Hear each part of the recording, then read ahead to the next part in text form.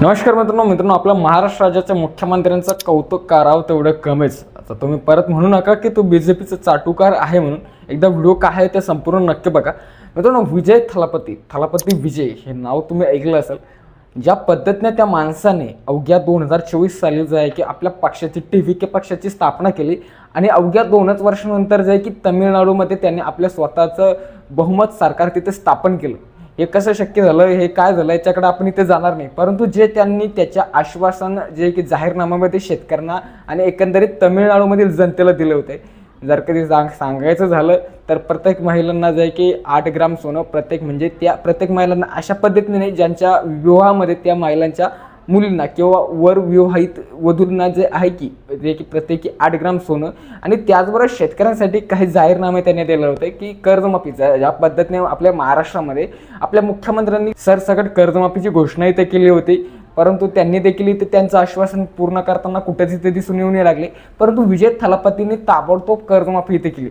खरं तर त्याचे आभार मानायला पाहिजे, परंतु ताबडतोब कर्जमाफी केली याचा अर्थ असा नाही की डोक्यावरून जनतेला फेकून द्यायचं आणि फक्त आश्वासनाच्या नावावरती फक्त खोटारडेपणा इथे करायचा, असंच काही विजय थलापती यांनी तामिळनाडूमध्ये इथे केलेलं आहे. आता मित्रांनो प्रश्न हा पडतोय, जर कधी आपला मुख्यमंत्री फडणवीस साहेबांनी जर कधी विजय थलापती सारखं जर कधी शेतकऱ्यांना एक गाजर दाखवलं तर नक्कीच महाराष्ट्रातील जनतेवरती खूप मोठा अन्याय होणार आहे. कारण की अद्याप आपल्या कर्जमाफीची फक्त 6 मार्चला बजेटमध्ये घोषणा झाली, ना की याचा शासन निर्णय GR कोणताही निर्गमित झाला नाही. ज्यावेळी शासन निर्णय GR आपल्या कर्जमाफीचं निर्गमित होईल त्याच्या माध्यमातून अटी नियम निकष सर्व काही त्या GRच्या माध्यमातून सांगतील.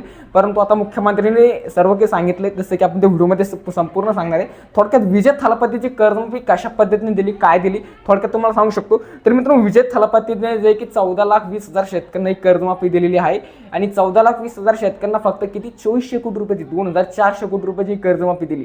ज्या पद्धतीने आपल्याकडे जे की एखादी नुकसान झाल्याच्या नंतर नुकसान भरपाईच्या स्वरूपात जी काही मदत शासन देत असते, फक्त त्या स्वरूपात जे की विजय थलापती यांनी जे की 14,20,000 शेतकऱ्यांना जे आहे की 2400 कोटी रुपयाची 2,400 कोटी रुपयाची कर्जमाफी दिली.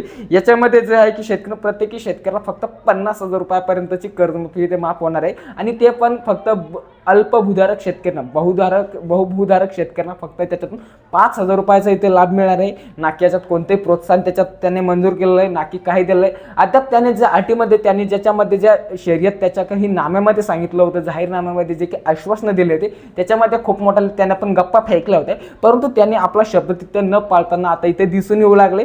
याचा अर्थ असा आहे की सत्तेत आल्यावरती माणसामध्ये खूप मोठं परिवर्तन होतं. सत्तेची ही जी काही हे असते, भ्रम असतो, ते माणसाला चढवून जातो. असंच विजय थलापती याच्या सोबत इथे झाले. आता ते जर की आपल्या महाराष्ट्रात आपल्या मुख्यमंत्र्यांनी फडणवीस साहेबांनी आपल्या शेतकऱ्यांसोबत असं केलं तर नक्कीच महाराष्ट्रातला शेतकरी डोक्यावरून पडल्याशिवाय इथे राहणार नाही. आता म्हणतो आपल्या महाराष्ट्रातील कर्जमाफीचं सद्यस्थितीचं काय अपडेट आहे थोडक्यात सांगू शकतो. तर आपल्या महाराष्ट्रातील कर्जमाफीचं हे अपडेट आहे की आता आपल्या महाराष्ट्रातील कर्जमाफीचे निर्णय हे खूप मोठ्या युद्ध पातळीवरती प्रगती पथावरती इथे चालू आहे. मुख्यमंत्र्यांनी लेटेस्टमध्ये सांगितलंय की 30 जूनपर्यंतच्या अगोदर आम्ही जे आहे की शेतकऱ्यांना शासन निर्णय हे सर्व काही मंत्रिमंडळाच्या माध्यमातून जाहीर करू. त्याच्या माध्यमातून जे आहे की सरसकट शेतकऱ्यांना 2 लाख रुपयापर्यंतची कर्जमाफी नक्कीच इथे करणार आहे. आणि आमचं जास्तीत जास्त आता काम याच्यावरती चालू आहे की प्रोत्साहनपर अनुदान कशाबाबत जास्तीत जास्त वाढेल. अर्थात जे रेग्युलर शेतकरी कर्ज वाहतात त्यांच्यावरती कोणताही अन्याय न होऊ देता त्यांच्यासाठी आम्ही जास्तीत जास्तीचं काम इथे करू लागले. अर्थात जिथे ज्यांना 50,000 रुपये प्रोत्साहन इथे मंजूर केले तर नक्कीच काही ना काही 1 लाख रुपये भेटणं अशा पद्धतीने राज्य शासनाचं युद्ध पातळीवरती काम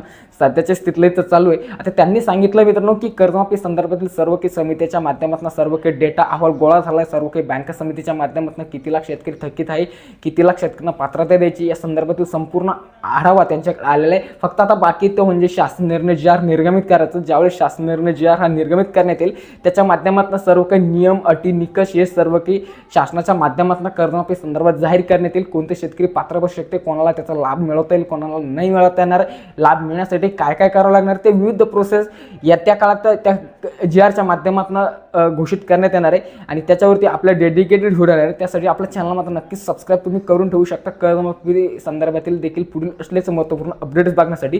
तर मित्रांनो हेच होतं एक विजय थलापतीच्या कर्जमाफीची कहाणी. सांगण्याचं तात्पर्य हेच आहे की जर कधी त्यांची सावली आपल्या महाराष्ट्राच्या मुख्यमंत्र्यावरती पडली तर नक्कीच शेतकऱ्यांचा कुठं ना कुठं खूप मोठं अहित इथे होईल.